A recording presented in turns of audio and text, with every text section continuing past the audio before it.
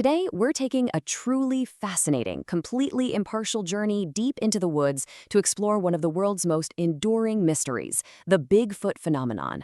Now, we aren't here to prove or disprove anything today. Instead, we're putting together a sort of field guide based entirely on curated data, witness accounts, and historical records that make this whole subject so incredibly captivating.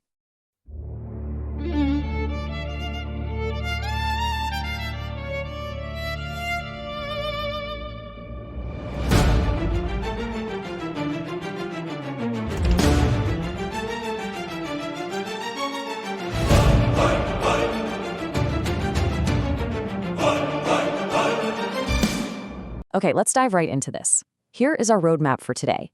First, we'll be unpacking the legend to get a view of the big picture. Then, we're going to explore three highly specific, consistent traits reported by witnesses. Trope 1, the stench. Trope 2, gentle giants. And Trope 3, disappearing axe.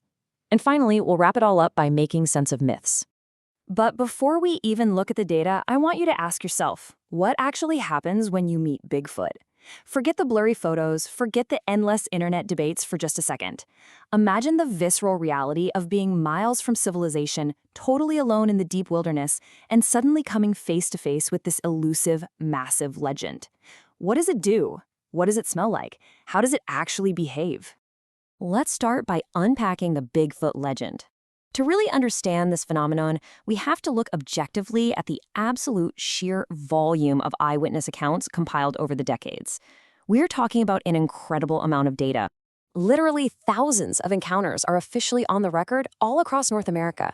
But you know what's really fascinating? Researchers like the late pioneer Grover Krantz estimated that only a tiny fraction of these sightings actually get reported.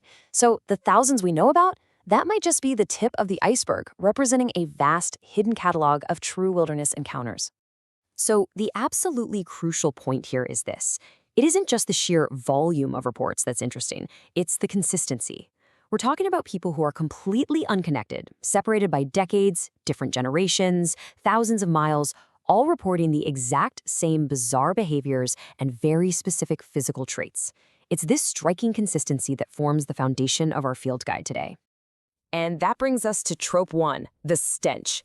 This is often described as a visceral warning sign, because long before a witness ever actually sees a creature in the brush, they usually smell it.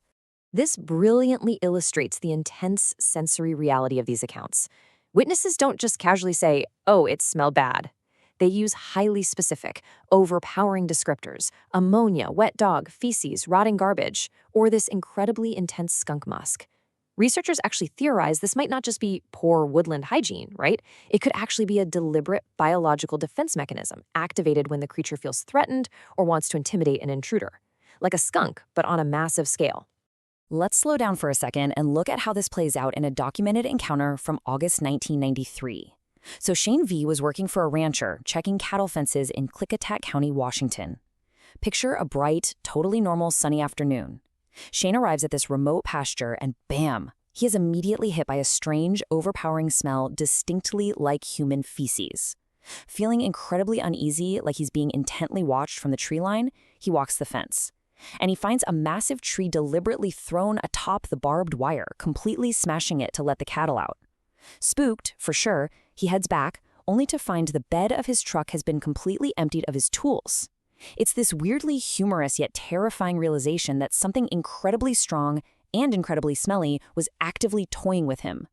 Now, contrasting sharply with that intimidating, smelling encounter, we move to Trope 2, gentle giants. Because the data actually shows that this creature is often not your Hollywood monster at all. Pop culture has completely conditioned us to expect a vicious, aggressive, carnivorous ogre. We're basically wired to think of bloodthirsty monsters attacking on sight. But the eyewitness reality, it's completely different. Witnesses consistently describe a creature that is incredibly shy, intensely curious, primarily vegetarian, and in some really bizarre cases, even capable of something resembling laughter. A perfect example of this is William Roe's incredibly detailed encounter from way back in 1955. Roe was hidden in some brush when a female Bigfoot walked to within 20 feet of his hiding spot. She didn't attack, she didn't roar. Instead, she just peacefully crouched down, drew branches through her teeth, and stripped them of their leaves for a quiet afternoon snack.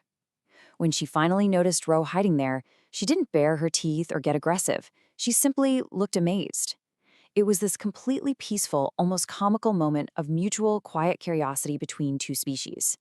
She then backed away safely, glancing over her shoulder, and threw her head back to make a sound that Ro described so beautifully. He said it sounded like half laugh and half language. I mean, what an incredible detail. That completely shatters the bloodthirsty beast myth, and it really hints at a complex, intelligent, and surprisingly gentle nature out there in the wild. But then you have to ask, how does a giant, smelly, leaf-eating primate manage to stay completely hidden from modern society? Well, that leads us to trope 3, disappearing acts. This is, without a doubt, the ultimate, most bizarre and controversial trope in all the accumulated data. Literally, how do massive creatures simply vanish into thin air?